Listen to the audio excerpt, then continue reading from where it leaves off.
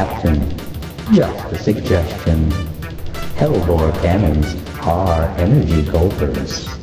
So unless you want to have a long delay between shots, I would suggest you add dynamos or even Shiva furnaces to your ship. What are those? The technology we are now offering includes details on how to develop Shiva furnace modules, which generate energy for your combat batteries twice as fast as your standard dynamos.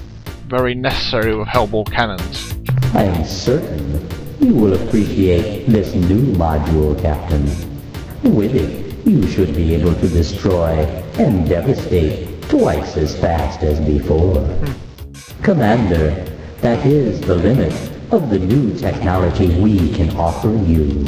If I may say so, you have been an excellent customer. Thank you.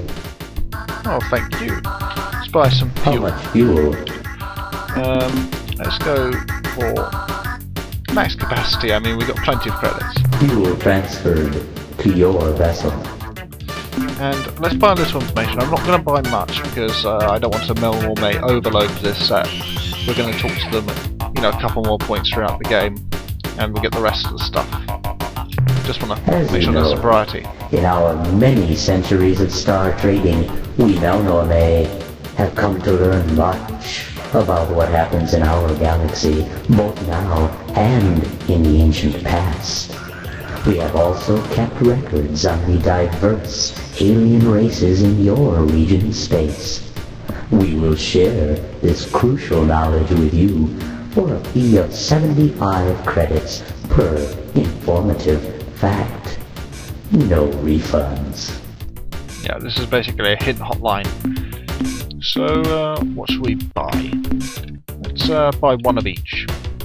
While you probably believe that the VII.d are extinct, having caused their sun to flare with a device identical to the Utwig super bomb, the truth is not so simple. Old news, There this. yet exists a chance to resuscitate this meta-marsupial species, though it will not be easy.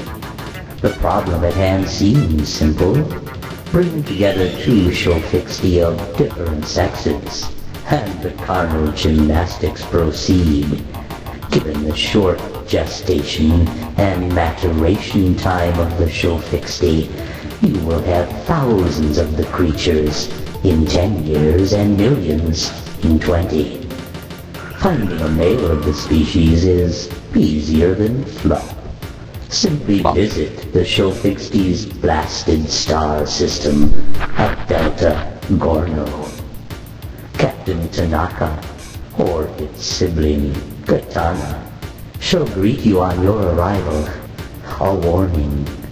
These warriors are old and fly in barely functional ships. If they mistakenly identify you as the enemy, do not return fire.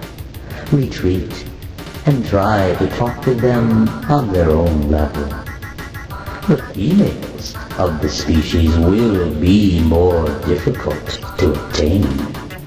The only supply of such remaining in the galaxy is at Alpha Cherenkov 1, included as part of General Zex's bizarre and beloved menagerie. Fortunately for you, Captain, Zex is considered, well, perverse by his fellow fox. This is because Zex actually enjoys the presence of human We beings. tried to. To acquire the VII.d females, you will have to appease Zex. Or kill him. The latter is done, although indirectly. As you can probably tell, this is kind of like a hint hotline if you ever get stuck. So let's go for another one. Hopefully it won't be something we've already done. The Irquan are presently at war with a race called the Kora. They are fighting within a large spherical region of space, centered around the Craterus star group. Although it is probably too early to tell, it would appear that the Korra are winning. That is bad, and relatively new. It also confirms our other sources. So let's move on to the next stuff.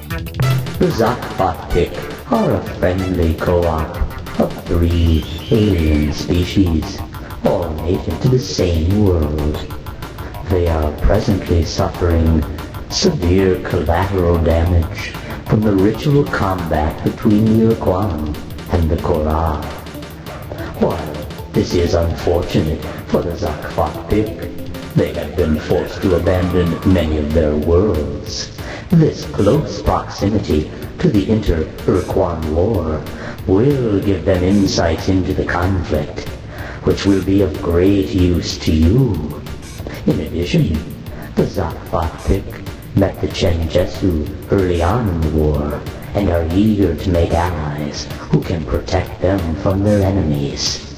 In case you are interested, the Zakvatpik homeworld is at coordinates 400.0 by 543.7, Planet 1.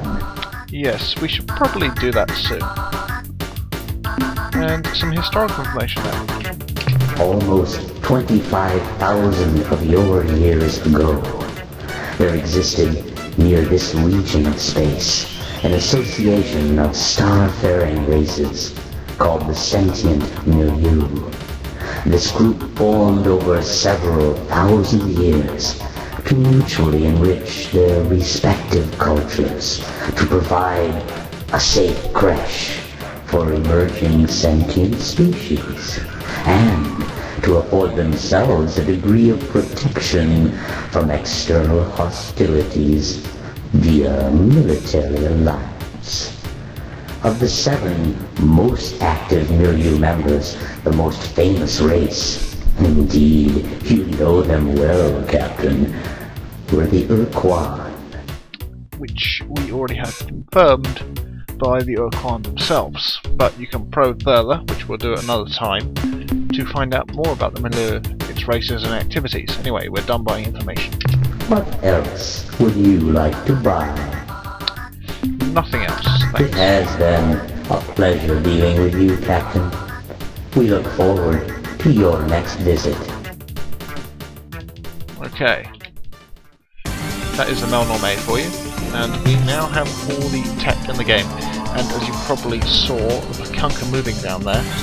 And there's 2 Yahap Spears of Influence, and that's because they're at the Civil War. Anyway, the Supocs are over here. So let's go and find out exactly what kind of aliens we're dealing with.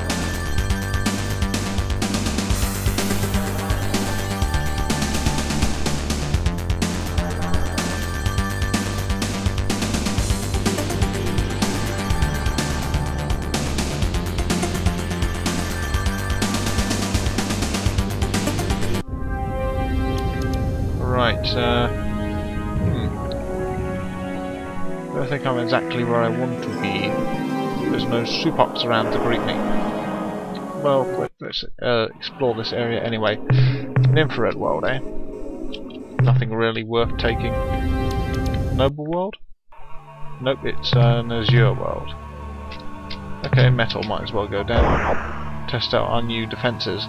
As you can see, they're all in the right indicator next to the lander.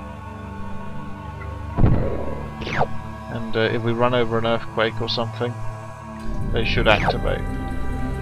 Okay, that was useless. Yeah, the lander, the outside lander just glowed white there if you saw. Anyway, let's get a bit deeper into Supop space. Come out. That lander Hyades.